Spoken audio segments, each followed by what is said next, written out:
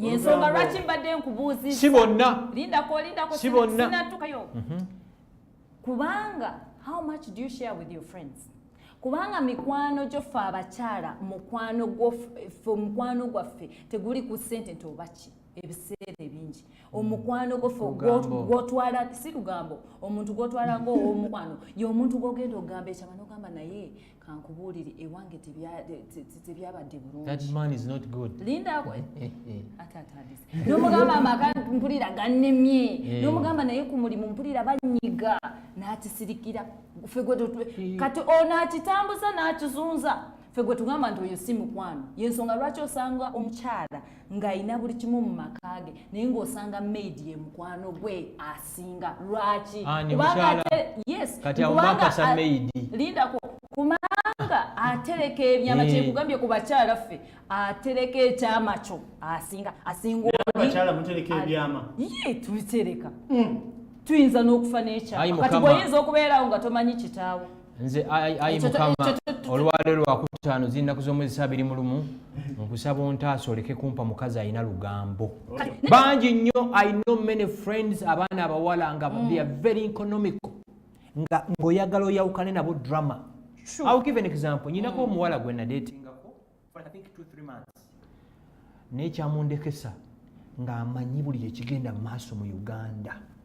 Emmotoka nekwitako eyo ya gundi oyadeetinga gundi mukyala wabeeraawo nemuleka bambi nga she was too much ulira nefuna omulala nga bwemubeera mu mmotoka buli luyimba alumayiminga n'omuyimbi alumanyi nemugamba yes it was nice meeting you kubanga we have to look for the best. Mbadde kyakugamba ku bakyala ebintu ebitugatta kati ffe abakyala oyinza okubeeraawo n'ogamba naye n'omukwano gwange buli lwampita nti mulwadde ngendayo omanyi n'otuula naye kubanga abakyala obeerawo kumpi ne ku mulimu n'osaba leave n'ogamba abaaye kangende ndabirire mukwano gwange embaga n'ogamba mukwano gwange ayina embaga n'onfaayo kati ffe eno ewaffe bw'otazza bwe mba ngenze like I'm sick and you don't come nendwala nembeera ku gundi mu hospitals if I don't have friends omukyala akusuulawo abakyala ffe kikyo n'ekyokusatu kati ffe abakyala tulina n'obuzibu nno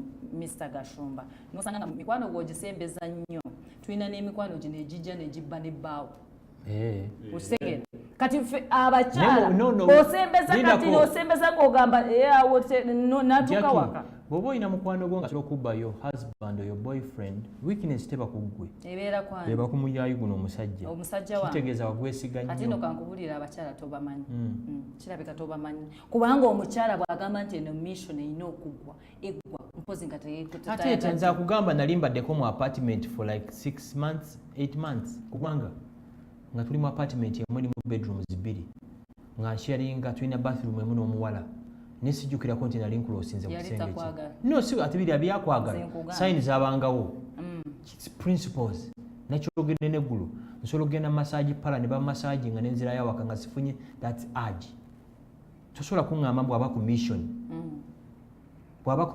muwala bw'abeera ku mission nga yala kundisi organizinga na mukyala wange there is a way I can stop her.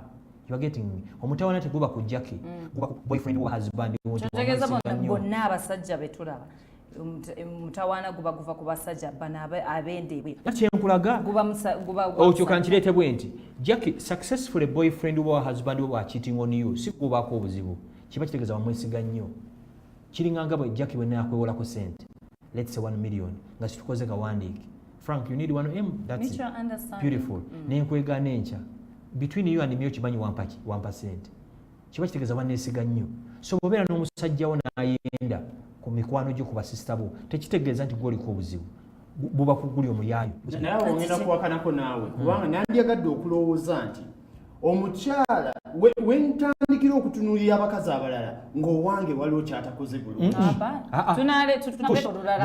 nandyagadde okulowooza tush waliwo abantu nga waliwo omwenzi nga mukyala wa mukoleya buli kimu amwagala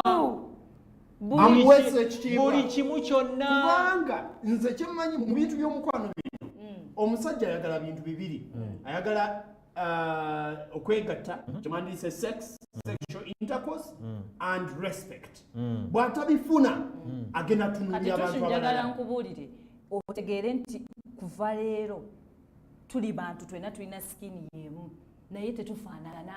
Waliwo oli ng'agamba oyo ojja kayisaawo njagala kwebaka naye njoke nyumizeeko egyo miyaayo Frank ajagamba nagyo gyegirisiwakanye oba miyaayo kyonna kyogiyita naye njagala nkubulira nti abasajja temufaanagana ate naffe abakyala tetufaanagana. Waliwo n'omukyala ne bw'omuleetera Benz ne bw'oleeta kika kya mmotoka ki ne bw'omuzimbira ennyumba ne bw'omuwaki n'omugamba omanyi noonya bizinesi n'ogiteekamu ssente omukyala oyo ajja kugenda n'omuntu gw'otasobola n'okugamba nti kakati nze kambabulire my experience waliwo abantu abalina ekitambo oba omuzimu demoni ogw'obwenzi ye buli ekyambala sikaati kimulinnya bulinnya kitambo nga bw'owulira nti abantu balimu obusezisezi nga ye kimulinnya.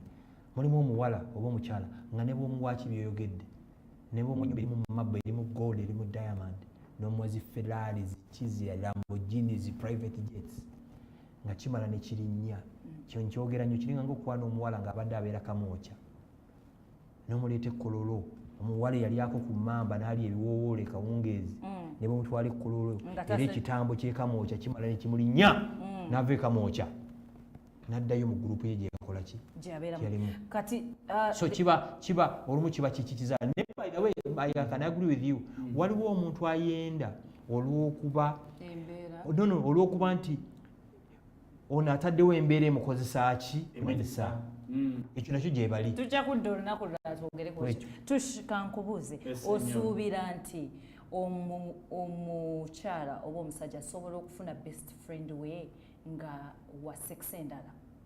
Yes, of course. My best friend is naddala lindako naddala nga mufumbo nolira nti nze Jackie ndi mufumbo ewa gundi naye best friend wange musajja mulala.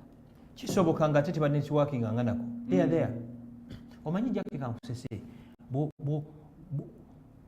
bw'obeera omusezi olowooza nti abantu basezi bw'obeera ng'oli mwenzi olowooza n'abantu bonna benzi.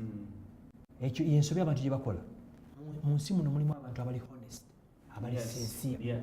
Unfortunately oluusi situbamanyi essaawa zino ziraba waliwo omuwala anoonya omusajja ow'okufumbirwa nga bayisinganya Kampala Road nga buli omu atya munne ng'omulaba omwagala naye mwenna ne mwetya ng'ate temwesigangana. No, singa buli muntu bamuteekako sitiika singa ebituli mu mutima Katonda abiteeka wano oluusi twali badde olina abakazi 1,000. Pointi yangu ntegeeza gyengereza kola nti bantu bwe batyo gye bali. Nze nyina abantu be nasoma nabo kanku example waliwo omuwala nasomanga naye mwagakane bamuyita Julie yali mulungi nzijukira S4 Rivers Party nga buli muntu alina kubisa naye ekifaananyi nga bw'olaba Beyonce zino selfie zamwe ze mwogera naffe twazirabako.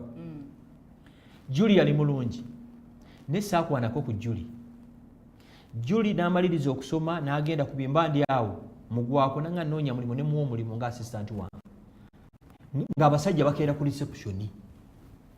Julie yali ayaka mu buto bwe ne sijjukira konti nakubirako Julie simu after work never. Ezo nzatezo principles zikola ki ziyina. So osobola okuba n'omuntu nga mukwano gwo nnyo naye nga tebirimu networking n'abo batono kyembadde ngenda kubanga nze ng'engeri Mr. Gashumba gy'ombuuzizza ng'omukyala ffe abakyala waliwo lw'osembeza omuntu ng'ofaayo kubanga ffe abakyala batutonda ofaayo ng'omuntu bw'akubuulira ekizibu kye omufaako netuushi n'akugamba omanyi naye waka nvaayo siridde kati Jackie neŋŋamba bwe mba ngenda ku mulimu let me pack this extra what bread or something okitegeera kati ninkuleeta kati gwe n'otandika okulowooza nti nkola ki nkwegula daba bw'otandika okunkwana ate omukwano ogwo gutera okufa nnyo naddala mbadde mukwano gwo nnyo n'onkwana gufiirawo yensonga lwaki nkirese kubanga abakyala bangi atuuka ekiseera n'agamba naye n'omusajja yali alowooza mwagala namufaako ate bwe tutabafaako ate tudigize nnyo into relationship naye gino emikwano gye twogerako discussion yaffe yabadde ku generally mikwano ani mukwano gwo nze ngamba mukwano gwo ye muntu ajja okubeerawo ensi yonna ekuliza ati nze nga tekyali akumanyi mukwano gwe ye maama wo ebiseera ebisinga ennyo naye si bonna ne bamaama nabo bakyuse. Mukwano gwe ye muntu ng'oli dokita agambye nti bamugye ku life support n'agamba omuwe another day oyo gwe bayita ki that true friend of yours osobola n'okumala nga buli lunaku ajja emulago. Lwaki mujja nnyo mu kuziika nga bwe twali abalwadde mu malwaliro temwakola ki? Kweraga ne mujja n'ebimuli ne mujja ne funeral service naye nga jjako ebbanga liwamala ensambya teri abakubira simu baali bana naye nomala ofa ne bawanika akafaananyiko the whole Uganda ne profiling akafaananyiko naye nga when you needed them most tebakola ki? Tebalabika. Ezo gwe ntwala nga a genuine friend. Nandiyagadde nnyo tuve ku kino ekintu ekyokulowooza nti emikwano giriwo okutugasa. Because in reality buli omu mukwano your friend to someone. Emikwano gyaki tushi? Emikwano gino no bwe tugamba nti giriwo tugasa. Actually bwe tukoma okulowooza nti emikwano giriwo tugasa, that's how we'll get it. Gyaki? Just kuisa mikolo. The reality is any person that you call a friend and you expect them to be useful to you at some point baja disappointing abe wo ulianga yetuze n'okwetuga nibale mukona naye kusowani yemu n'ensula naye kubuliri bwebumu naye nagenda nayogera ebintu wa bosi wange ne bamuwa omulimu gwange gye bali. Oyina ekigambo ky'ongambye nga wakatandika omwana yakuli ahead of you takubiranga simu akubide simu ne appreciating show nakubira waliwo ne muganda yasoma media bla bla bla bla bla. Yes. Ekyo kinaze kindaga kati bakuyita kukula. Singa bamugambye nti mukama takireeta singa bagetushi yafunye omutawaana n'agwa kabenje yali kubye tasobola. And I don't expect him to. That's why at some point I'm at peace. Nze nzikakanye by the way. Tushi. Singa obadde mu court enkya ku Buganda Road omukadde gw'otasuubira nga kitegedde bakuleeta mu kooti n'alinnya bbaasi okuva Bunyaruguru n'agenda ku Buganda n'agamba nazze kusabye ove muki owulira oti nsanyuka ne neebaza Katonda okunsinikira malayika kyenayogedde wano nga tonnaba kujja ku siiti kuno ompulira ndowooza nti ebikolwa byo biraga nnyo ebikolwa by'ekisa. Nze ebikolwa by'ekisa mbirabirawa osanga obwana nga busale kkubo abasajja nga tebasobola kuyimiriza motoka obwana bukola ki? You are getting me? I get it. So kino ekintu ky'emikwano temukizanyiramu. Beera n'abantu bana nga bamatalinga, beera n'abantu bataano nga bamatalinga than abantu 100 basange mu kuziika, kubanga okuziika okusinga mu Africa tekubaako ki kaadi. Kati Mr. Gashumu nzijukiza sometime back, I think that was last year. Natomero mu babayita street oba street men bana baba bakuze naye nga yakulira ku street. Ekiro nga ssaawa 6 onali nva ku droppinga mukwano gwange. Omubbi nanga nenzulika emisinde nentukanga ku hotel, waliwo hotel. Nangamba kuba essimu eyo nawe oyagalira. Bw'owulira nga omaze okukuba ojja kumbuulira. Nga nyimiridde ku maaso awo nakuba essimu nze nga omubbi yakola atya? Nga omubbi bwakuddusa n'otuuka ku hotel ng'eri closed n'oyimirira ku luggi. Ng'omubbi akugoba? N'enyimirira. No, nali ku bigere. N'engamba ssaawa nga mmeka ezo? Zaali 6 Maika. Ogw'ekiro? Nga ntambula omanyi nga bw'ova okudroppinga omuntu ng'omuwerekera. N'ovaayo kati nga tonatuuka ku mmotoka. N'oddayo ku hotel n'akukwatira nga wano. N'angamba ojja kuba bwonna amasimu g'oyagala bwonna amaliriza onantegeeza. Ng'oyagala kutwala ku ssimu yo? Ngagala kunziba. Bag nali nkutte bag bwenti wano n'agamba kuba nakubira DPC naye nkubira my friends naye nkubira buli omu nga waliwo akwata essimu ku 6. Bayinza okuba nga oba baziwulira linda ku baziritaninga kumacha ne baŋŋamba nze sikwata ssimu ku ssaawa 6 nagirabye naye nabadde nyina otulo. You can imagine. Nze sikwata ssimu nga ziwezezze ne mugamba do you know at night bazibye era omubbi namala ogakuba ne mugamba maliriza n'agamba leeta bag. Ate nga mpulira siina kye neekwasa neŋŋamba omusajja mpadde ki nimbita naye ku makya nanyiga nnyo neŋŋamba kati nga bw'oyogedde no nga bayinza okuba tebagawulira. Waliwo omuntu lwakuwa excuse n'owulira nga ebulamu kati essimu yange nakukubidde essimu ng'olabako missed calls 15 nga nkukubira kati okula welcome aboard nga sisirisa ssimu oba olowooza cancel every relationship withdrawing from you and support every relationship that deposits in you. Montegedde omuntu n'alaba simu yo okujja kayinza okuba nga akumanyi ng'ogomuka nnyo ng'alowooza muva mu kugavana zammwe. Nze teri muntu ayinza kunkubira simu after 11 okujjako nga it's an emergency. Okitegeera? Bonna bakimanyi era nze simu zange zisulako, nze si switchinga off simu kubanga simu kijja ku happeninga. Kankuweka example bana abayayiro bankuba jeeke nabagamba kankube 2 phone calls nenkubira Shira nemuga yali amanyi bulungi nnyo brother waffe yali yabula nemugamba innocent tumuzudde nenange bansibye nemugamba make sure the whole world gets to know kyekyanzija nemukomera singa tiyakwata simu yange yali suza tegedde gyenkoze eki gyendi nze simu olumu ne bwe mba nabambeera nayo you are getting me naye suspecting bayinza okuba bamanyi ta Jackie alabika baba lwakutula kulya bulamu you are getting me so kati wakula every relationship nge withdrawing from you te depositing your friendship sijetaaga emyaka soweze emyaka 4 oyagala nnyo bagita etuwe eringa nga love bw'oba ova embalala nze nsimbula Kampala twenoonya nkunoonya nenze nenkukubira amasimu nenkuba muna kana sango bisikolo yo olulabo omuntu nga akunoonya ng'omaze ebbanga ng'omukubira takwata manya gyali biganye ayina kyakudda. In fact oyegedde ku ekyo nenjagala nsharinge my philosophy on friendship is this nti bwe mbanga wano wengenda chayiwo simuyuwa owange mbadde muyiye juzi wano naye kyanyamye nadde mumazeemu bwe mbanga wano wendaga ekkubo ebintwala wano si lyangu era mbalirira nti Katonda alina abantu baatadde mu kkubo lyange okubaako kye bannyamba. Franka yali wano, he played his role, ne twawukana for some time, ne neeyongerayo nensanga balunywa, he's playing his role. Mba ndi awo Katonda akomezzaawo Franka mu bulamu bwange. Era oli kasita nvaako tolisanga nga nkaba nti nalina mukwano gwange bwati ne bwati yanvaako, as long as tetwawukanye nga lindako kankuzemu ekibuuzo. Osobola okwawukana n'omuntu let's say 2 years ne mupartinga ne we realizing olina ky'omwetaagako. Nekyo nakyo gyekiri. Yes. It's very normal. Nekyo nakyo gyekiri. And it is. In fact, awengambira abatula bonna fuba nnyo okulaba nga bw'oyawukana n'omuntu oba gakoze otya tovuma. Ekyokuvuma no kireke nno. Kino nkyogera nnyo. Ulira kino nkyogera nnyo. Esebo.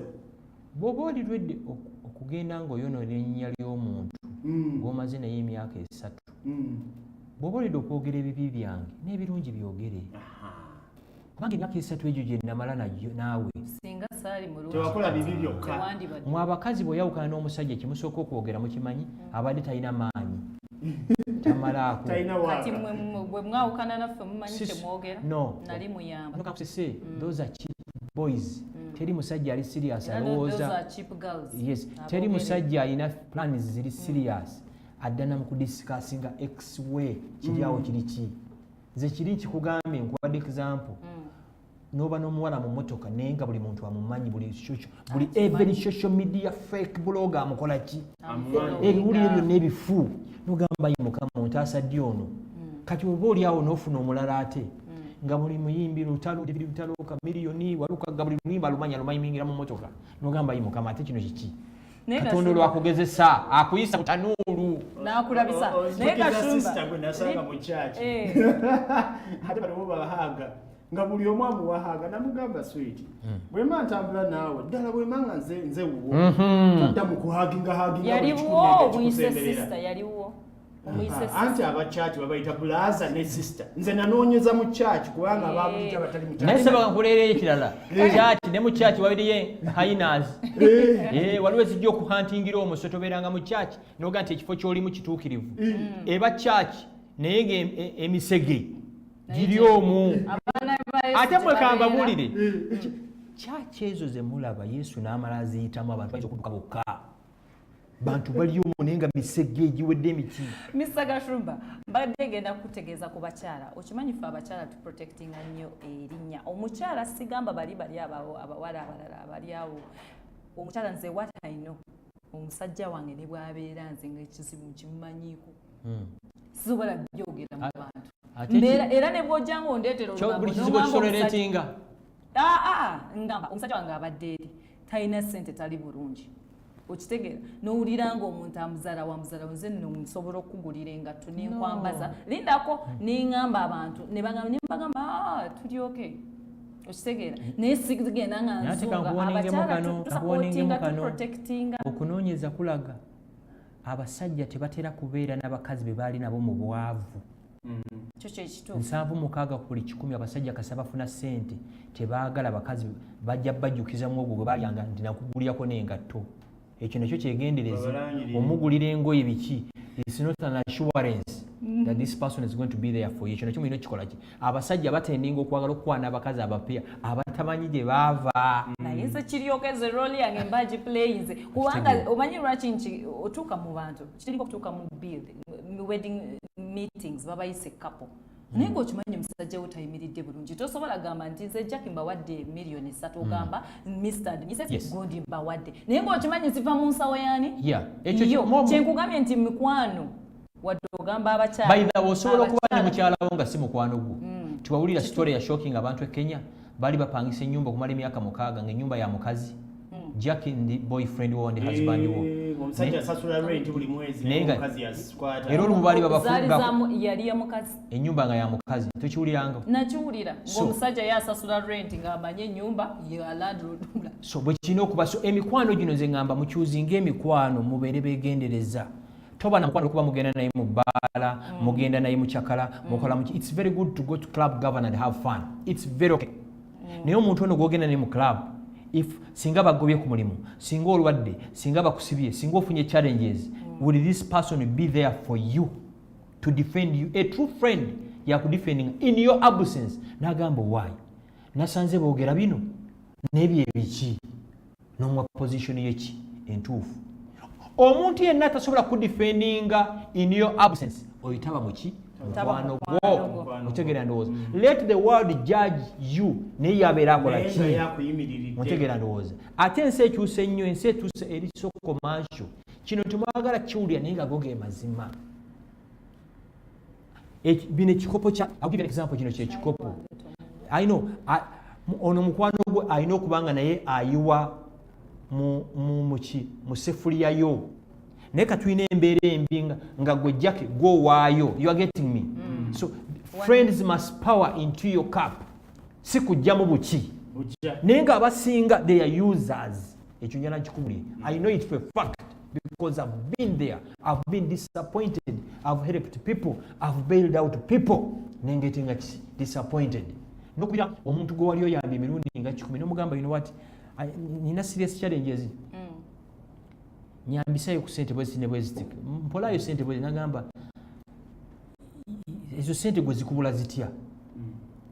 Omanya abantu Let me tell you abantu beerabira. Osobola abantu bangi ayinza okubanga alina properties nenga talina ki liquid cash. Ontegeera no. Naye yakikugamba nga gwe wamuleeta ne mu kibuga muno nga yali awonya n'akamwa. Notukumugambira ko banedisi bakuta amannyo yakigamba. So kyenkugamba nkyogera n'obukakafu buki. Gomwana omuwala essaawa zino ndaba ku TV wava mu kyalo wava kyanna mukaaka wava laakaayi wava ggulu wava sembabula oli mu maka ago. Ontegeera ndowooza. Omulimu guno gutwala ng'ogw'okusaaga naye togugayirira. Gwe gujja okutuusa ku guki ku mulala. Bw'oba osigala wafunye guno oba house boy maka g'omuntu waliwo eyakuyamba obufuna muwulirize kiro ya sukaali oba kiro y'ennyama. Kiro ya sukaali erigula sente mmeka? Ngambe 5 beautiful. Kiro yaki ya sukaali. Ate bagamba nti abantu abagaba ennyo omukono ogugaba guba n'omukisa. So to me in summary nga tumaliza olunaku lwaleero tujja ku will be back on Monday to Friday. Tujja concentrating nga nnyo every morning wano situgenda kubeerawo mu kukyamusa abantu. No. We are going to be here to inspire, to educate Chechel, inspire, educate, Motivate. and motivate. Ebintu ebitwogerwa ku TV ndala tugenda kubyogera wano. Buli kintu ky'omanyi bino ebiri mu mpapula z'amawulire ebya trainings ebyo si byaffe kubanga biri mu public domain. Wano tujja kubayo ebintu ebitali mu public domain. Thank you so much. See you on Monday. Yes, this is Smart Talk, and every morning 7 to 8 I have Mr. Gashumba Frank. But today we also had Tush, right? Yes, indeed. Yes, And we are broadcasting live from downtown Kampala. Chikubo. Yes, we would like to wish you a good day. Bye-bye.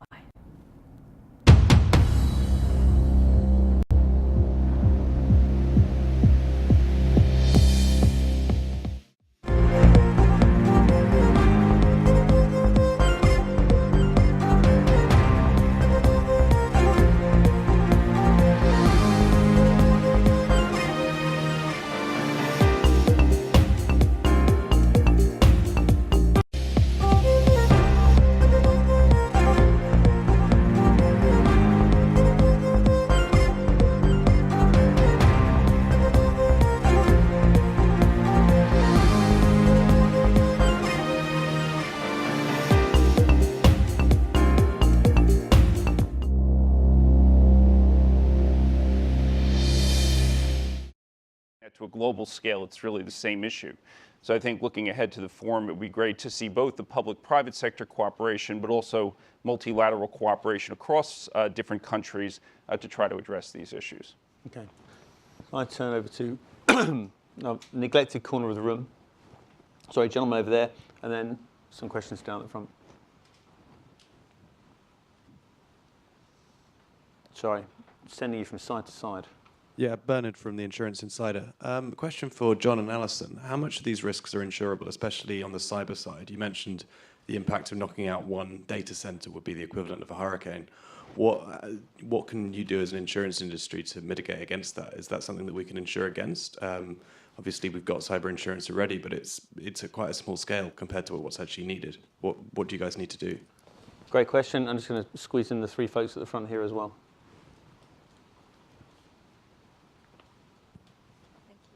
Ivana Kutasuwa from CNN. A follow-up on President Trump. I mean, the message from Davos that we get every year is more cooperation, more confidence in collective security alliance, more action on the environment. His message in the first year was pretty decisively against all these things. So are you expecting him to continue that message, or are you hoping that putting him in that environment where everyone is saying pretty much the same things will change his opinions? Or what would you like him to do on that stage? I think you both asked and answered your own question there. Just the two gentlemen there as well. Thank you. Tim Wallace at The Telegraph. When you're coming up with these solutions to reforming capitalism, do you think you'll have much weight globally, given ordinary voters are rejecting the current model? Are they going to listen to a group of millionaires getting together in Davos and coming up with answers on their behalf? You talked about the risk of populism. Labour's current leadership obviously has some very strongly anti-capitalist rhetoric at the moment. Do you see Labour as a risk? And do you hope to persuade John McDonnell to change his stance? Thank you. Thanks. It's interesting that you say a group of millionaires gathering in Davos. I mean, you try and have a multi-stakeholder approach, which is what you've been hearing from here. People like Telegraph columnist Jeremy Warner are part of that multi-stakeholder group of people. So we very much hope that the voice of some media outlets will be heard amongst that group. I mean, the idea is that Davos brings together diverse and concerned individuals, be they from NGOs, be they from trade unions like our co-chair Sharon Burrow, be they social entrepreneurs like Chetna Sinha in India, who runs a huge fund that helps women in the most deprived areas of India to get a leg up. All of those kind of voices are injected into the conversation at Davos. So if you look at the actual percentage of NGOs, academics, and other people, it's something like 55–60% of participants in Davos. So those are the voices that counterweight some of the business voices. And I'm sure, as you'll hear from both Alison and John, not all of those business voices are those of millionaires. They're also of CEOs and people running big social enterprises. So I think all of that will be on our agenda, and I'll let the folks here speak a bit more to it. On the insurance issue, just to bring in both Alison and John, how insurable are those big risks that you referred to? So let me touch on cyber. I think as you point out, the cyber insurance market is small in relation to the risk. I'd say it has been growing. It's about sort of $3.5 billion of premium today, so it covers a few $100 billion of risk. But the market's been growing in three different dimensions. I mean, it's been expanded. It primarily was a U.S. data breach market a couple of years back. So covering sort of that type of risk. I think it's been expanding in terms of the coverage of risk, so more what we call first-party risk, where property damage, business interruption, sort of critical infrastructure can be covered now in the markets. Limits have been growing. Individual companies can get up to $1 billion of cover now in the market. And I think it's been growing internationally. So we see our fastest growing cyber insurance areas being outside the U.S. now, although the U.S. market is still quite robust in growth. But you're right to point out that even with all of that growth and the projected growth to be about $10 billion of premium by 2020, it's still relatively small scale in comparison to the risk and small scale in comparison to the property insurance market. So I think lots of demand is out there. I think the insurance companies are starting to respond with capacity, but I think there's a long way to go. Alison? And maybe I'd just add to that. I very much agree with John. I think the thing which I think the insurance industry can really add value here is in risk assessment. If you think, what is our business is risk. We need to understand it. So we need to understand where people are exposed. We need to be able to get data. We need to be able to model it, to be able to price it. So through doing a risk assessment service, that I think is where the insurance industry can actually start to add even more value than just the exposure protection in of itself. And just, James, to your point, the changes in market capitalism that you heard Rick talk about are changes that affect not just the UK, but almost all advanced and emerging economies. And those are things that you see reflected in politics right across the world. There's going to be some 340 political governmental leaders in Davos, and they're all grappling with a lot of these issues. And what we hope is that we've got some of the resources to add to their decision-making process. Rick, do you want to just come in? Just to add a little bit of context here, about 60-65% of the participants in the forum's annual meeting are from the business community. So that means you've got over about 1,000 or so people who are from governments. We got 70 heads of government coming this year. So we've got about 160 or 70 people under the age of 40 who are leaders in various domains of their field. We got 70 plus heads of civil society organizations. That is to say, non-governmental organizations, labor union heads, and indeed faith-based leaders, religious leaders, if you will. So the caricature of the forum is basically the global rich coming together is a caricature. It's just not, doesn't recognize the fact that this is essentially the world summit of multi-sector, multi-stakeholder leaders of various kinds of institutions coming together. Then in respect of the questions regarding the United States, I think most people would recognize, and indeed people of various countries, that there is nothing inherently in contradiction between national interests on the one hand and the pursuit of cooperation with other countries on the other. Much of the progress in the world that we've seen over the last century is understanding, in fact, and acting upon the intersection of national interest and international cooperation. And that is, in effect, I think, what is going to be very interesting about the discussions next week, is in finding those areas. It's not just the United States, but many countries, of where, and helping to have, through dialogue, a trust-enhancing dialogue, a widening understanding of various stakeholders and people from various countries, where their national interests and indeed their community interests can be furthered by not shouldering all of the responsibility by themselves, but trying to find coalitions and communities of interest that will want to work together on issues. Lastly, on the labor issue, we agree with the premise of the question that and in fact, the global risk reports indicated that one of the signal new flashing lights has identified by our sample of respondents is the growing concern about the intersection of technology on the one hand and structural challenges to employment and livelihoods on the other. And we have a major institutional effort underway called our System Initiative on Education, Gender, and Work, that through a variety of different interventions is trying to take a look at the whole life cycle of skills development, of human capital formation, if you want to put it in those kinds of business terminology, where technology and integration of markets and migration and other disruptions impel countries to make structural modernizations of their enabling environment for skills development and acquisition in their populations. And we have an initiative, for example, on the action side, which has set a target of 5 million young people trained over the next couple of years through public-private partnership. And we're well on our way toward meeting that target. But this is not the whole solution, but it's the kind of thing where, to my earlier point, you really need some degree of cross-sectoral, cross-industry, but also public-private cooperation to try to do right by our workforce. Rick, thanks very much. Just a quick sense, is there anyone who feels they've got something it's probably going to be a sort of yes-no style answer? Gentleman there, and I think I saw a hand go up just there. Yeah, great. Just behind.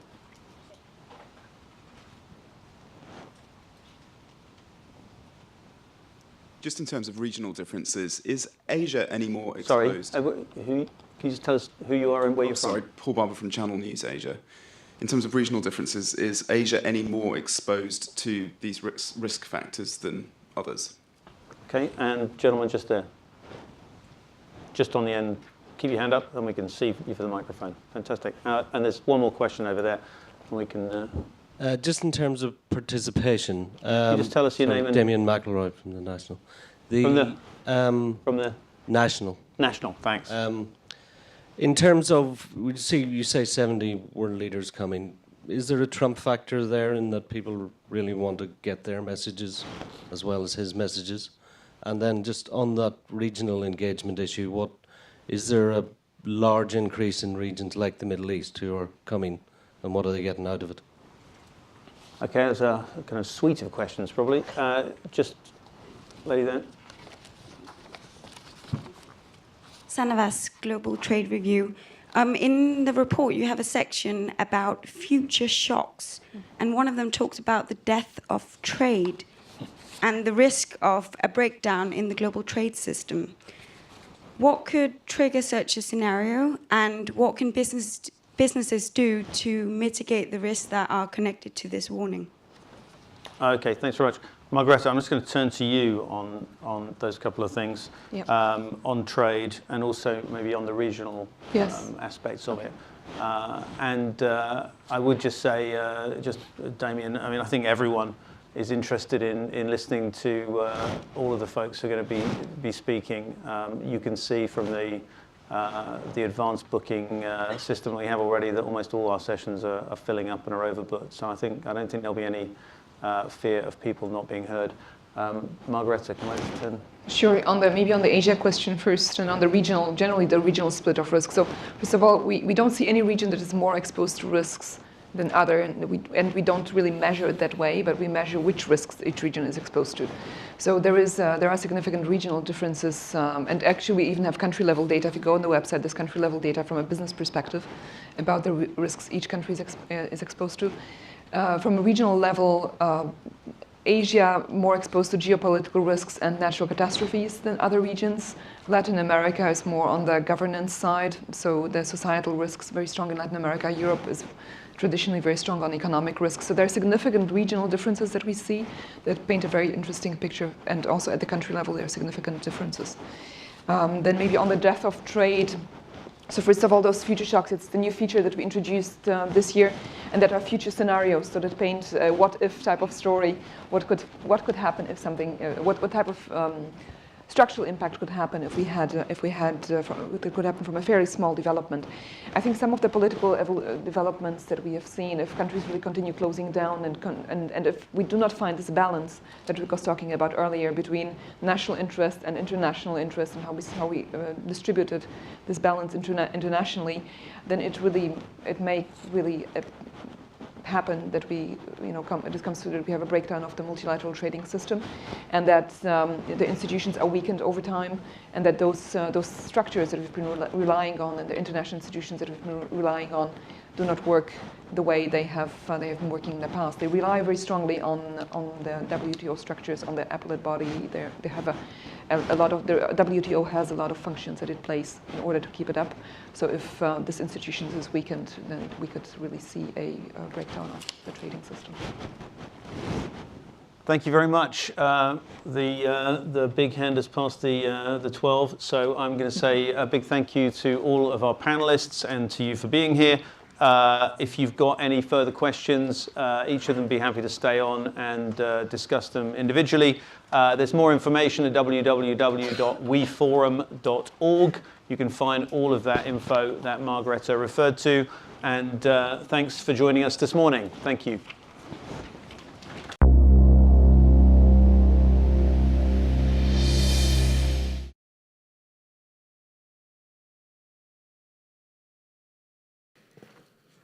Ladies and gentlemen, welcome to my conversation with Sadhguru.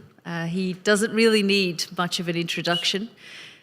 This country and the international community know him well.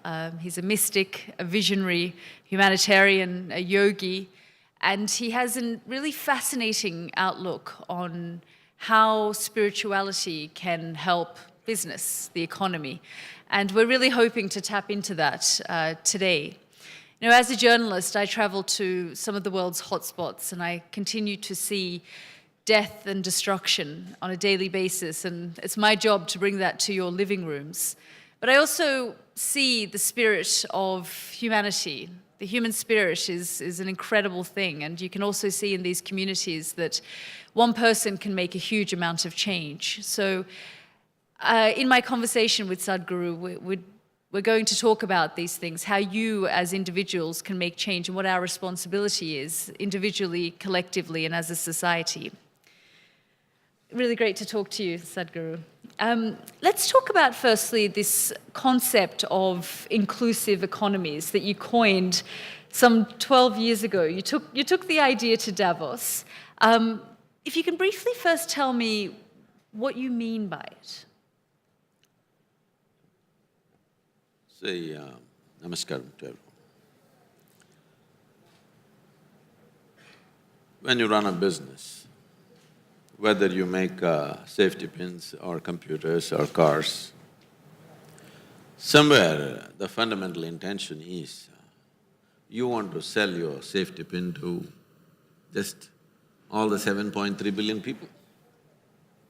You're not thinking, I want 2 billion people to use my safety pin, others can use whatever they want. You want all the 7.3 billion people to use your safety pin. So this, you can approach it either as a conquest or as an inclusion.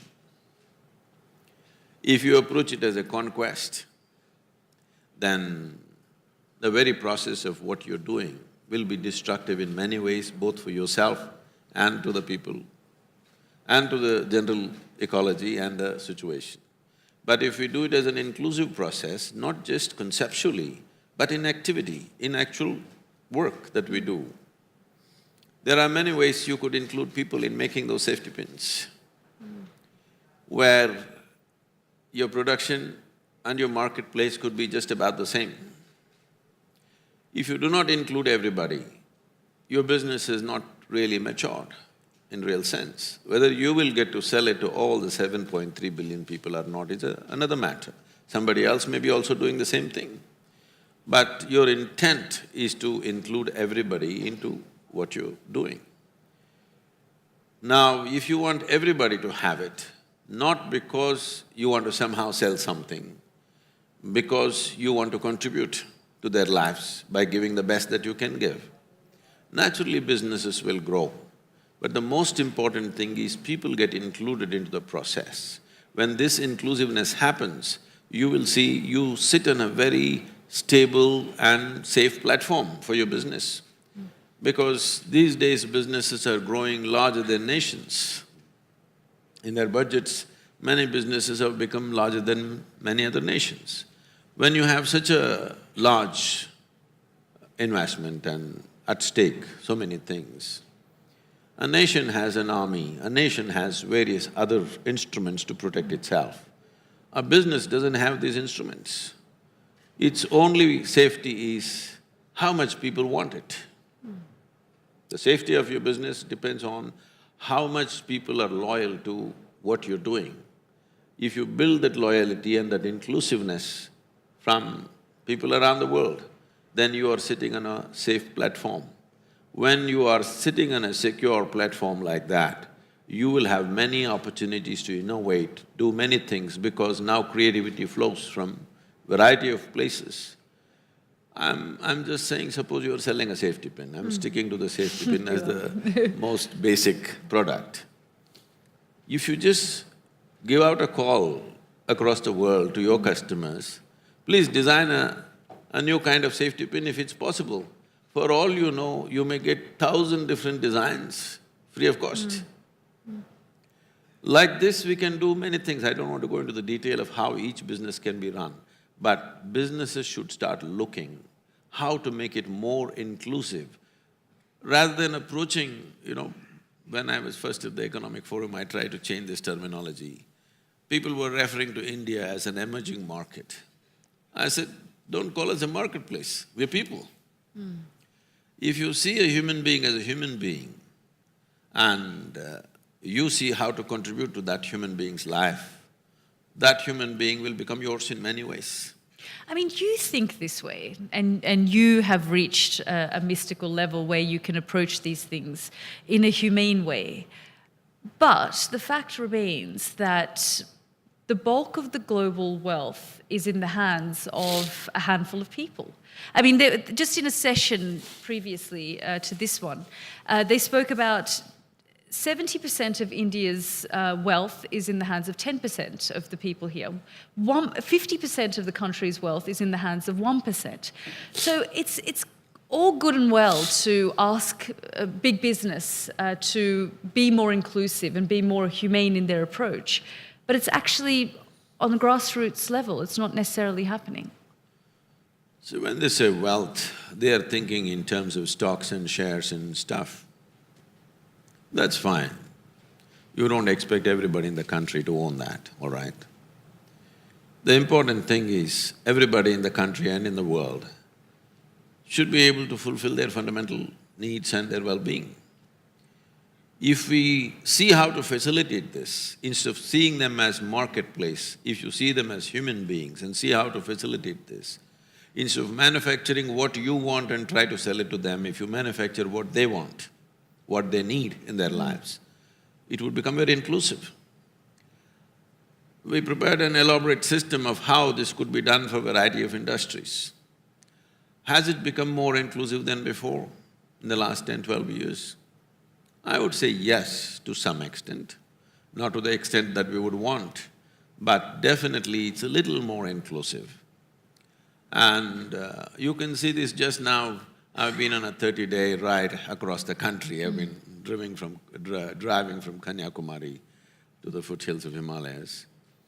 As I see India, I've done this many times earlier on a motorcycle, later on driving around.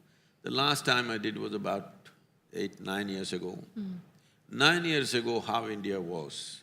9 years ago, what people's condition was. What it is today is phenomenally different. At least 80% of the roads that I drove on this time is as good as anywhere in the world, really. Only one thing is, the road is good, once in a way an odd guy is coming on the wrong side. I think he's an American guy. I mean, you're right, and we often report, internationally about India's growing middle class and that people are becoming more affluent. But equally, do you think in a technological age, it's also creating resentment in this country as well, where you can see that someone has the latest iPhone, for example, or they have the best job, they have more access to information now, that perhaps it's creating more of a resentment, especially with this current generation. The resentment could be there in certain segments of society or in certain people. Individual people will be resentful for so many things. Within a family of 4 or 5, one person will be resentful about somebody else within the family. So unfortunately, human beings are still like that. But I don't believe your resentment is rising, aspirations are rising. I don't think resentment is rising. It is just that, as we were talking, every small thing is reported, every small thing comes into your sitting room, so it looks like everything is going up. But believe me, the world is more peaceful than it ever was in the history of humanity. And the number of people, the populations have multiplied, but still our violence is not multiplied. Still there are things which must end, that's a different matter. But today, if 10 people die somewhere, the blood pours into our sitting room because of you. It's true. We do, I mean, because people have access to so much information, death and destruction has always existed. In fact, less so now, I would say, but because we are able to instantaneously give people that information, they see it immediately. At the same time, there are so many tools or technologies to express your resentment. The moment you feel something, immediately you're on the Facebook. If it was if it was 25 years ago, by the time you walked home, it would be gone. But before you go home, you already texted 1,000 people and they said so many things, and by the time you go home, this resentment has multiplied into 10,000 people.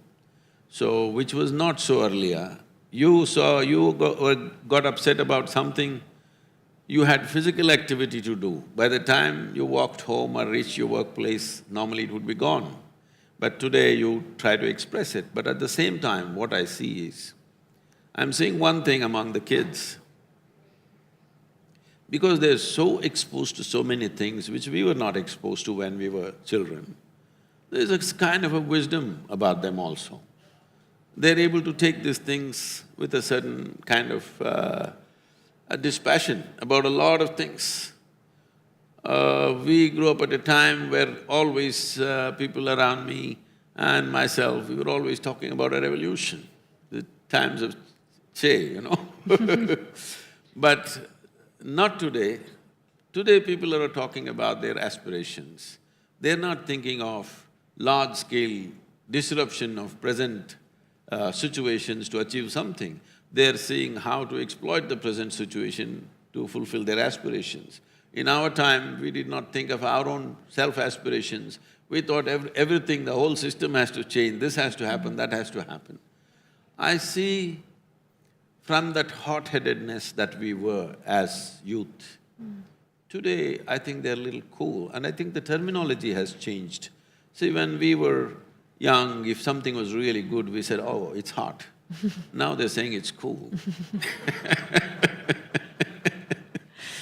But, I mean, we are seeing fractures globally in the international community. I mean, there's been so much discussion around the election of Donald Trump, why that happened. With Brexit in the UK, why that's happening. With the migrant crisis, with people being pushed out of their homes and communities, and conversations about far-right movements in Europe. Do you think attitudes globally are hardening? You talk about the revolution of your time and people are more cool now.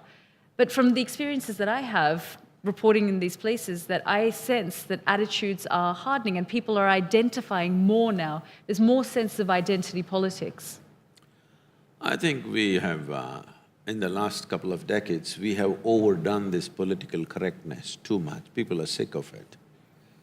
Trying to be right about everything, not looking at what people's needs are, but too much political correctness.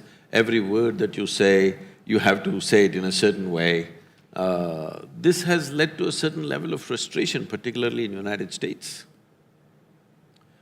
Now, they're trying to protect their rights because they feel threatened. The majority communities in various nations are feeling little uncomfortable because they feel slowly it is being taken over. Whether it's real or it's just perceptional, it doesn't matter. But this feeling is strong. It is strong in India also. Because constantly talking minoritism, people feel uncomfortable. What's going to happen to us? So, we must understand this. Minorities have always stuck together. And because of this, politicians have played these games because minority votes are the only things which come en masse. Majority votes will never come en masse. So they always focused on them, gave them better things, to such a point, I must tell you this is shocking, but it happened in this country. Our former Prime Minister said, the first access to all resource must be to the minorities, particularly to the Muslim minorities. You should not say such things.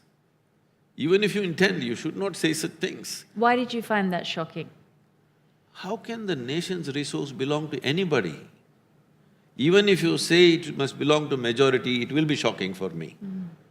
I'm not saying it is shocking because he pointed at a particular community. I'm saying it's shocking in a democratic country, which is a secular nation, that you think it should belong to one particular segment of people is wrong, whether it's majority or minority. So when you make these kind of statements, postures and positions get hardened by other people to protect their own interests. What is economic will take on a religious hue altogether. It's essentially an economic issue, but it will take on a religious tinge. Once it takes on a religious tinge, everything becomes uncontrollable. Do you think that's a result of a lack of leadership? Do we have a global lack of leadership at the moment? There is lack of leadership in a certain way, but at the same time, we need those kind of leaders only when we are in crisis. Rest of the time, we just need a CEO to manage the nation. Only when you have to lift a nation out of some pit, then you need that kind of an inspiring leader. Rest of the time, you don't really need that kind of leader. A manager is good enough. Actually, there is a survey in India which shows that in many of the states, when they had the weakest chief minister, that state does very well in economically, you know. Why is that? Because he doesn't know how to meddle with everything. So do you find, I mean, you've raised the kind of, the previous Prime Minister, did you say the previous Prime Minister said a former leader talking about, incentives going to certain communities. Is that an issue that India continues to face in its attempt to be politically correct? See, somewhere we have to come to this.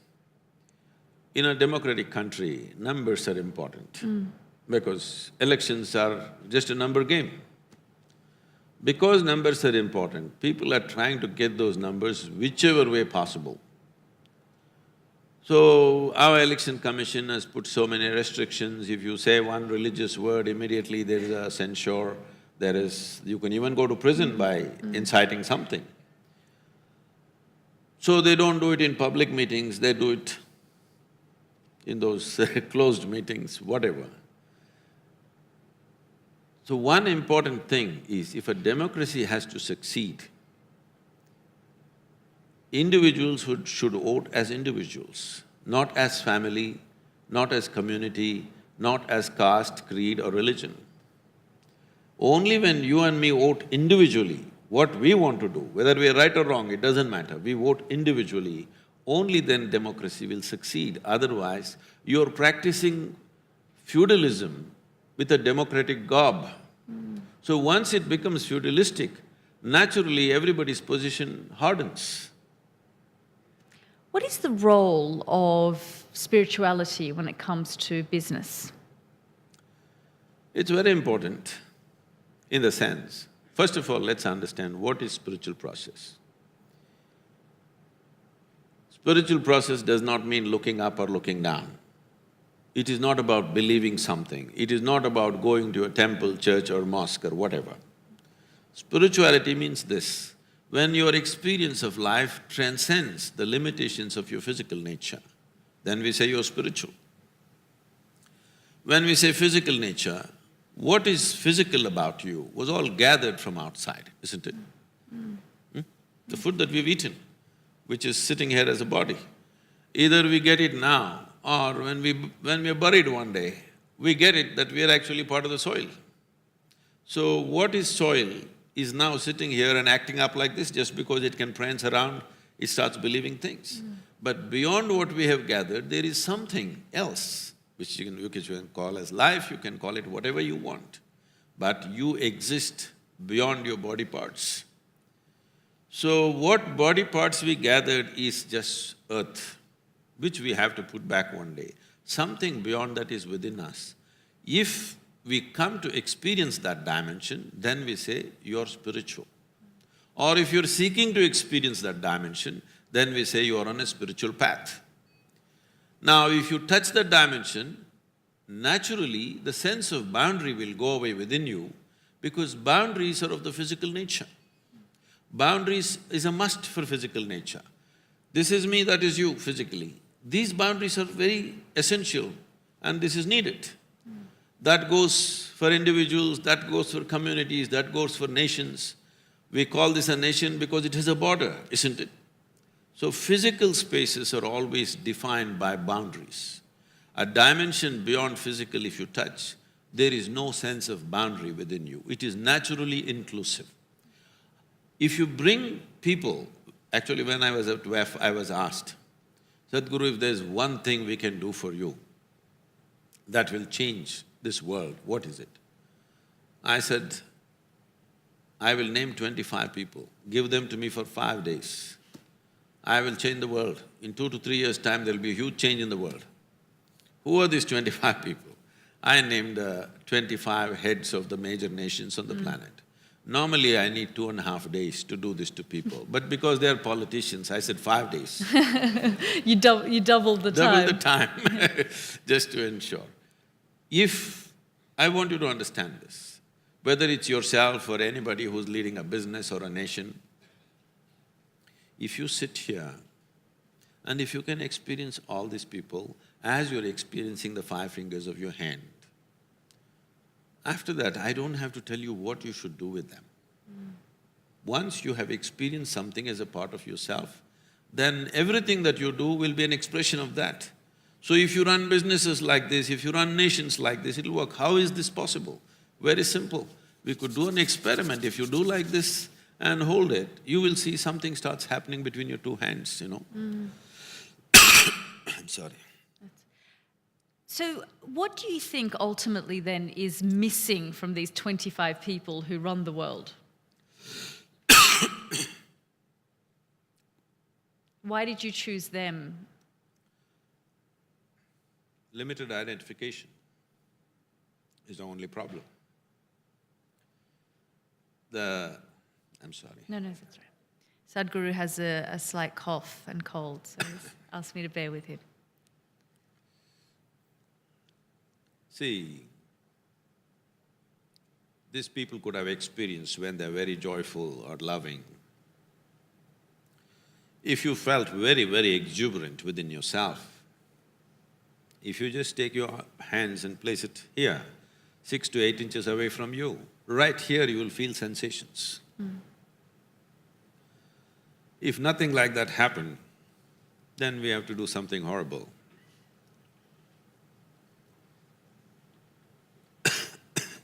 I'm sorry. You have heard this, somebody lost their leg or hand, though the physical leg was lost, the sensory leg was still there, they could still feel the sensations, it's called a phantom leg or a phantom hand.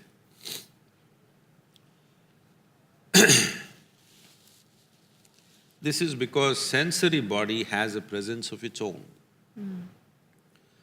Right now this water is here, this is definitely not you. But if you drink it, it becomes you, isn't it? What is it that you did? All you did was include this water into the boundaries of your sensation. I'm sorry. I'm not. Do you want to?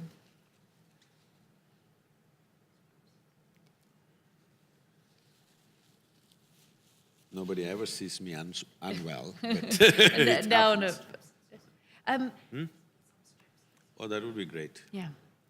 See, now this water is not you, but if you drink it, it becomes you. All you have done is, what was outside the boundaries of your sensation, you included into the boundaries of your sensation.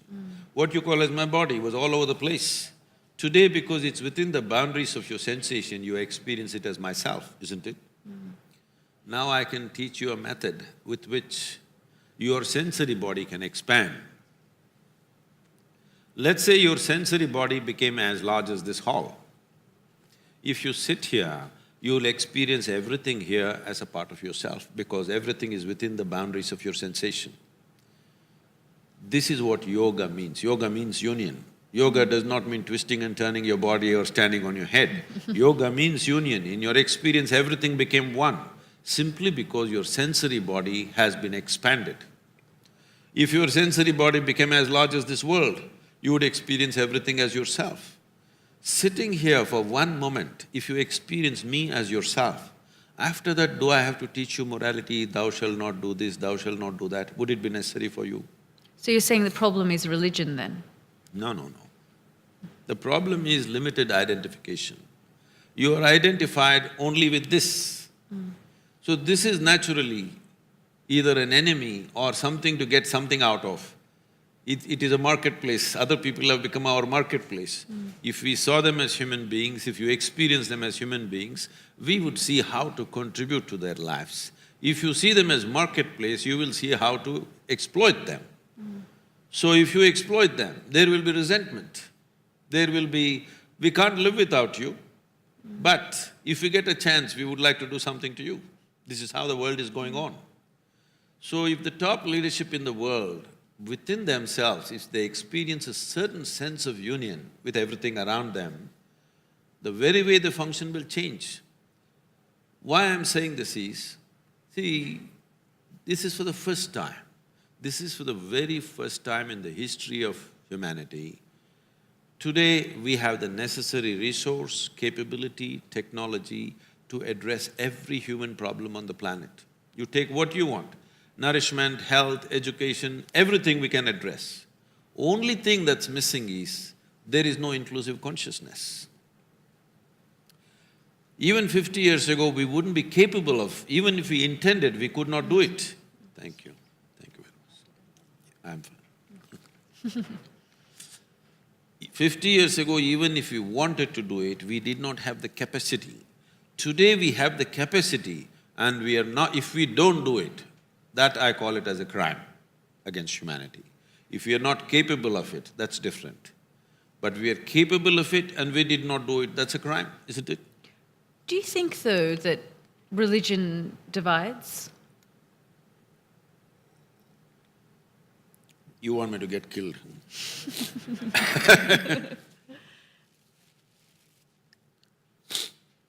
See, the moment you believe one thing, you must understand this. Why do you believe something?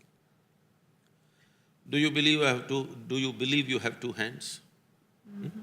Or do you know you have two hands? I know. You know you have two hands. So what would you believe?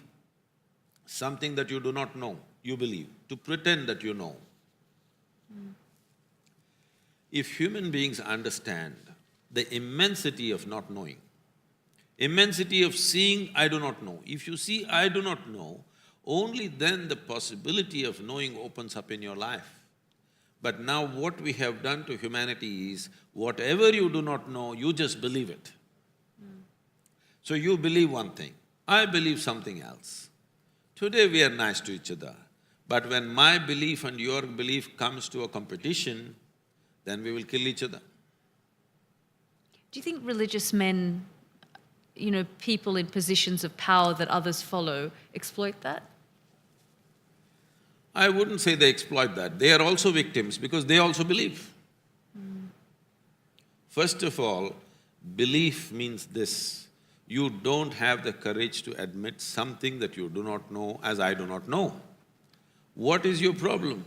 What I know, I know. What I do not know, I do not know. What is the big deal about it? But that one thing humanity is not able to come to terms with is, they are not able to live with I do not know. But I do not know is a tremendous possibility. If you're in a state of I do not know, your intelligence is at its peak. The moment you think I know, then stupid things start happening out of you. So we have gotten human societies into this, that everybody has to believe something. It's very important we bring up our children in such a way that they become sincere enough. What I know, I know. What I do not know, I do not know. What's the problem with this? But then there'll be no religion. How would you feel about that? Huh? How would you feel about that? People think if there is no organized religion, everybody will go haywire. I don't think so. I have deep and profound trust in humanity. If you stir up humanity in the world, you will see it'll go fine. It is not necessary because of fear of God you're doing the right things. You should do the right things because you experience life as certain kind of unity. If you pay enough attention around you, you can understand very clearly you could not even exist here without the worms and the insects and the birds and the trees. You cannot exist here. This is how I launched this movement called Project Green Hands, now which translated itself into Rally for Rivers. I made people sit under trees and made them breathe in a certain way, set up a certain spiritual process. I said, see, what you exhale, the tree is inhaling. What the tree exhales, you are inhaling. One half of your breathing apparatus actually hanging out there. People sat like this, and now they got into a tree planting frenzy, you can't stop them. 32 million trees, they've planted living trees in Tamil Nadu, where it's changed the landscape. You can't stop them anymore because when they see a tree, tears come to them, because there is a sense of union. So, our best insurance is our humanity, not some from somewhere else and impose law upon ourselves. Instead of stirring up humanity, we are trying to make people believe all kinds of things. The moment you believe one thing and I believe another thing, conflict is just a question of time. I mean, you spoke about the trees and people now planting all these trees. You've used the connection that you have with people and the fact that they follow you in a positive way, but we've also seen men of God, God-men, gurus, religious men use it to exploit people. Just recently we had a case here in India. See, unfortunately, corruption has seeped into every sphere of life. There are corrupt politicians, there are corrupt policemen, there are corrupt journalists. I won't take it personally. There are. Many of them have been caught on something or the other. And unfortunately, there is corruption in the so-called spiritual space also. So this is a more fundamental problem than being associated with one particular type of activity. It is there everywhere. But in this sphere of life, maybe it's more stark and more painful because this is a sphere of life which runs on trust. So this is why, in many ways, in the last 35 years, I have transformed the spiritual space. You don't have to trust me, you don't have to like me, you don't have to love me. Just a simple procedure, like a science. So we call this inner engineering. It's a technology for well-being. You learn to use it, that's all. See, you're using a phone, you're using a Samsung, so you don't have to love the Koreans, you just learn to use the phone. So similarly, you don't have to love me, you just learn to use the method and it'll work for you. So, this has been my fundamental work, that spiritual process has to be delinked from faith as such, because this is the technology and science and technology for inner well-being. As there is a science and technology for external well-being, there is a whole science and technology for inner well-being. If you transmit it without frills, it will remain clean and good. So that's how it's working across the world right now. But somebody may misuse it always, but that misuse is there in every sphere of life, isn't it, unfortunately? It's true. On that note, I'll open it up to the floor and give you a chance to ask Sadhguru your questions. I'm sure you have lots of things in your mind and thoughts. We've got two people there. If I can just get the microphone to them. Thank you so much. If you could introduce yourself. Sure. I'm Anjali Gopalan with the NAS Foundation, which is an HIV/AIDS service organization. Sadhguru, recently I have read about Muthamma, this really poor tribal woman who's taken on the Isha Foundation to get back her land, which she claims Isha Foundation has usurped, and the land for over 400 other tribal families. Is there any chance that the Isha Foundation would return that land to the tribal people? If I had it, I would have. But the Isha Foundation has, and there's documented evidence. No. Please, there's no documented evidence or any kind of evidence. There are some people who should be pulp fiction writers who claim to be journalists right now, unfortunately, okay? You are most welcome to come and examine everything that you want to. These people should be writing pulp fiction, but they claim to be journalists. Unfortunately, as she was talking about some spiritual leaders being corrupt, certain journalists have taken to blackmail, okay? Right now, any journalist or anybody is free to come and investigate the entire process. If there is an inch of land, just an inch of land taken from anybody, I will leave the country. Is that good enough? Inch. Okay. Thank you very much. My name is Biraj Patnaik, and thank you for talking about the environment and inspiring young people. I think that's very, very important today, and that's a role we wish more people did. You just spoke about pulp fiction and journalists, but what about the Tamil Nadu government, which has filed an affidavit in the High Court clearly stating and showing the violations, environmental violations and construction violations of your foundation on the land, the blocking of the elephant corridor.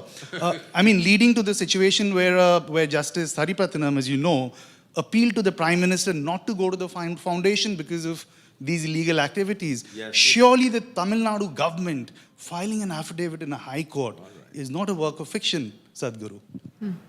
All right. Now, if there was substance to that, you think the Prime Minister would make the trip? Have some sense about what we are talking about, okay? If you have invested yourself in something already and you have to say these things, you're free to say it.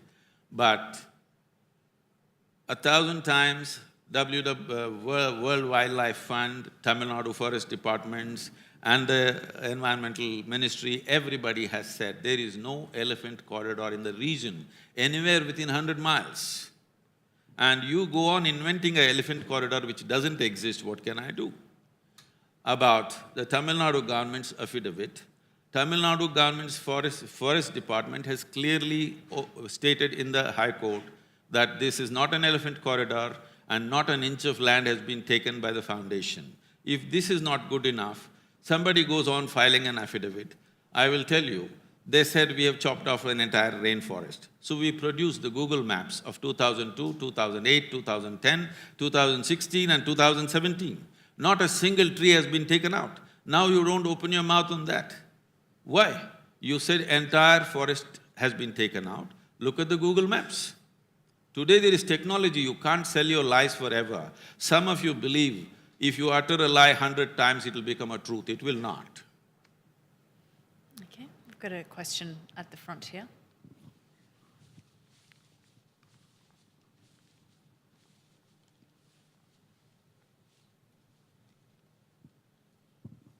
Sadhguruji, namaste. So I think the work we do with our firm is kind of infringing with your inner engineering because we are trying to potentially put 3D printed organs into people. So that's again inner engineering, giving someone a new life. So again, to keep it serious, sir, my question is on the lines of the work you're doing with Rally for Rivers and again steering up the Indian youth's enthusiasm to kind of go out there and create positive change. Where do you see this going forward? Now it's Rally for Rivers. Do you see yourself being an advocate for much bigger changes?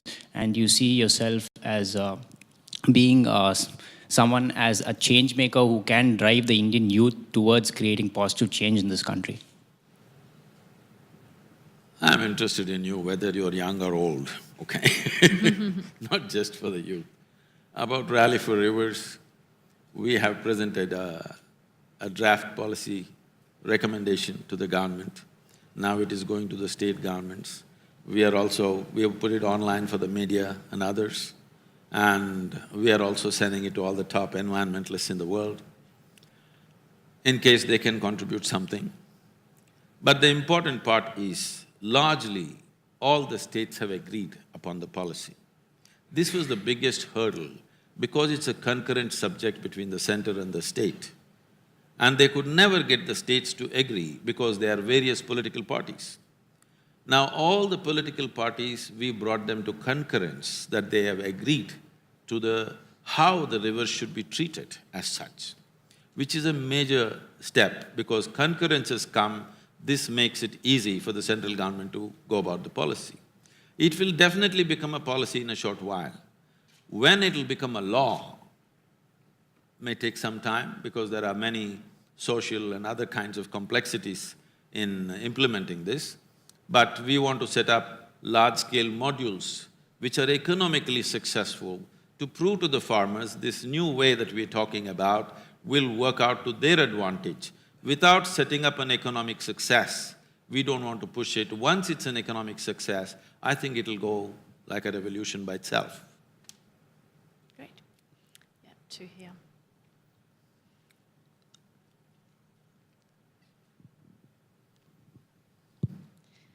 Sadhguru, thank you for sharing with us all your thoughts. I just want to ask you a very fundamental question.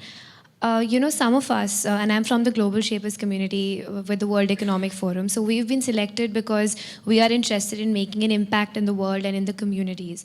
So why is it that some people feel this way and other people don't feel this way? I've always struggled with trying to identify why is it that I have this kind of responsibility towards my country and my community, and some people just do not seem to have it. So does the upbringing, the schooling, the education have something to do with it, and how can we inculcate this feeling in everybody? Definitely there are many influences, but the most fundamental thing that we need to understand is, as I was telling Yelda, is it's a question of identity. What are you identified with? If you're identified just with yourself, then naturally your intelligence will function only for the well-being of this one. If you're identified with your family, your intelligence will function for the well-being of your family. If you're identified with the community, it works for that. If you're identified with the nation, it works for that. If you're identified with the entire life on this planet, it works for that. So this is the nature of human intellect. Whatever you're identified with, that's what it works for. One thing that's happened with modern education is, we are only focusing on the development of the intellect. The other dimensions of intelligence are completely neglected. When I say other dimensions, in the yogic way of looking at things, we look at human mind as 16 parts. They can be seen as 4 segments.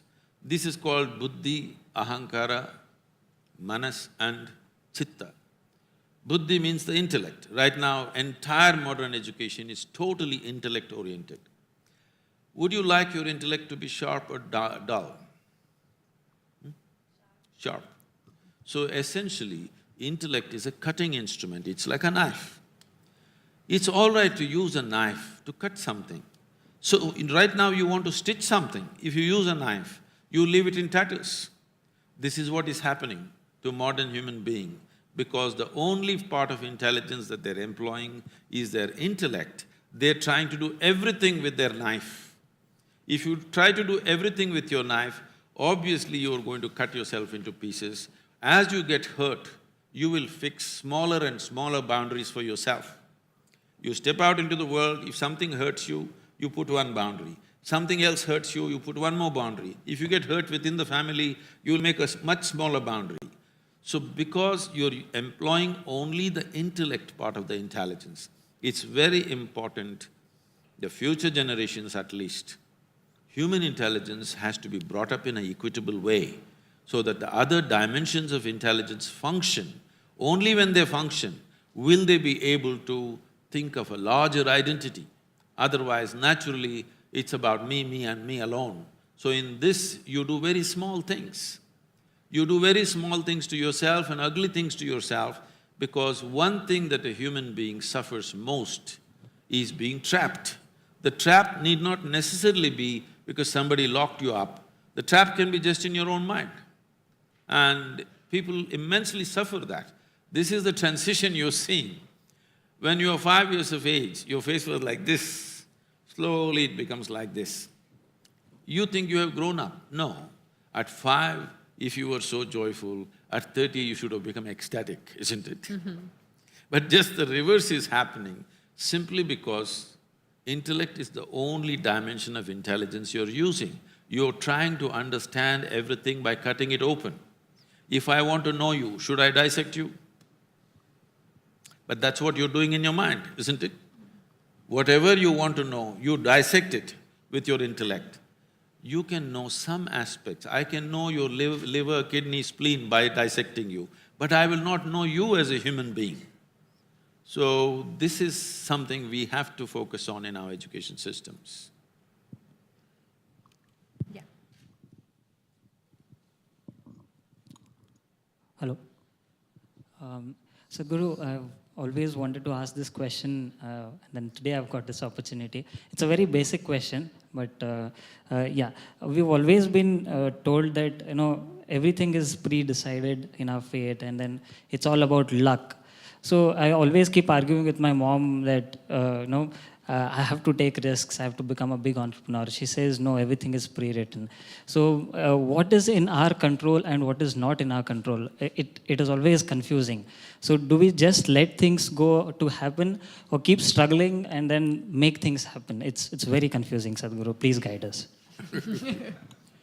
If you're making something happen, why should you struggle? But some things that really do not work in our favor, we keep if I have to give, by taking a risk, I would like to give an example.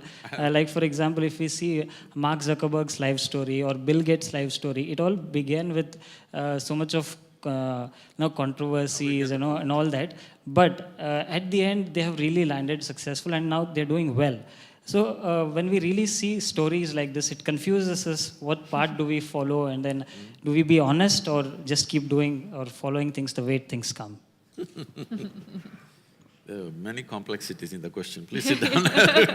I don't know where the honesty came into this and why it came to question. Anyway, see, if you take charge of your physical body, if you have some mastery over your physical body, about 15 to 20% of your life and destiny will be in your hands.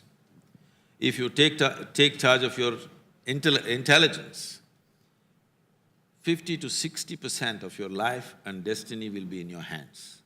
If you take charge of your very life energy within you, 100% of your life and destiny will be in your hands. The question is only, have you taken charge of this? The problem is you're trying to take charge of the world. No, you have to enhance this. If this is enhanced, the activity you perform is naturally enhanced. This is like, there's a Buddh circuit here. The F1 circuit is here in Delhi. You are on the Formula 1 track with your old Maruti 800. If you hit 300 kilometers per hour, all four wheels will fly in 4 different directions. If you want to be on a F1 track, you must have a reasonably good machine which can take it. So the important thing is you must enhance this one, but you're trying to enhance activity. If you enhance activity without enhancing this one, this will break up. This is what a lot of people are doing to themselves. But if you focus on enhancing this, you will take activity in your stride effortlessly. Then you will see creating something is not a struggle. I interviewed Satya Nadella, the Microsoft CEO, who's born in India, last week. And I said to him, the top 9 CEOs in the world are all Indian. Why are they all leaving the country? Why aren't we seeing a Microsoft or a Google being created here in this environment? Because in this country, we still have a socialist backlog. There are some people like this who raised their hands in the beginning, who doesn't like anything to succeed. If anything succeeds, they will go against it. Anything doing well, they don't like it. People are happy, they don't like it. So people go out and thrive. So should there be a Google or a Microsoft here in India? I'm sure it's bound to happen because the time for Google and Microsoft is past. Something new has to come up, I'm sure it will come up. I'll take some more questions if there are. Yep, just the lady in the back.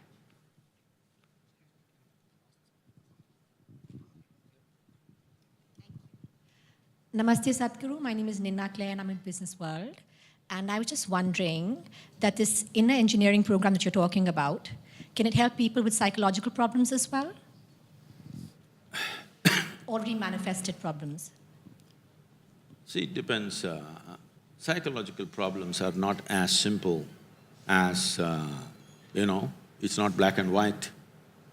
There are too many shades in between. So, all psychological problems cannot go under one banner. It is… every individual psychological problem is very unique. If there is no one solution for all of them, some of them are pathologically embedded in their system, which is not easy to handle. Many are induced because of the situations and the challenges that they face in their life. Those can be easily turned around. People who have become psychologically imbalanced because of situational pressures upon them, we can definitely turn them around.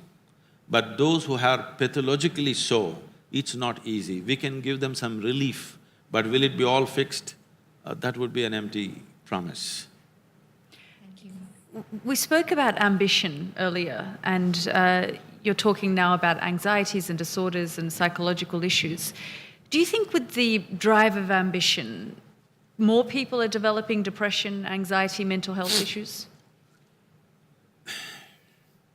See, I personally don't like the word ambition because in a certain way, you're trying to impose your will upon the world. You want to be something and you want the world to cooperate to make you that something. If we transform ourselves from ambition to a larger vision, we can do the same thing very joyfully.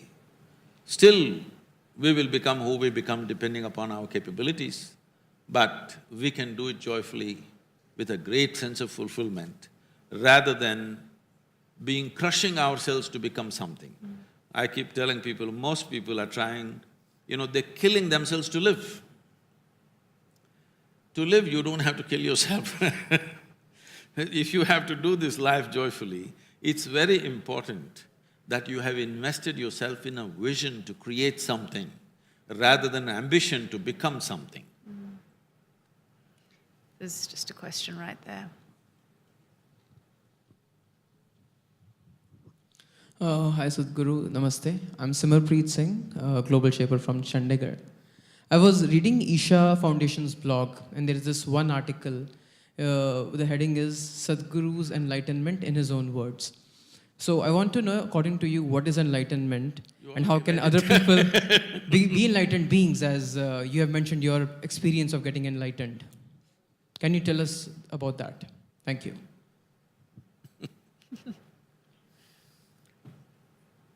The blog didn't tell you. He couldn't figure it out on the blog. Let me put it technically, because there are so many glorious explanations about what it is. As I was speaking earlier, see, when you sit here, your experience of yourself is largely physical, isn't it? If somebody next to you pokes you, will you say, don't poke my body, or will you say, don't poke me? Don't poke me, isn't it? Because your experience of the body is myself. But is it true, this body is something that you accumulated over a period of time? Yes? What you accumulate can be yours can never ever be you, isn't it? Whatever you accumulate, it can be yours. It can never ever be you.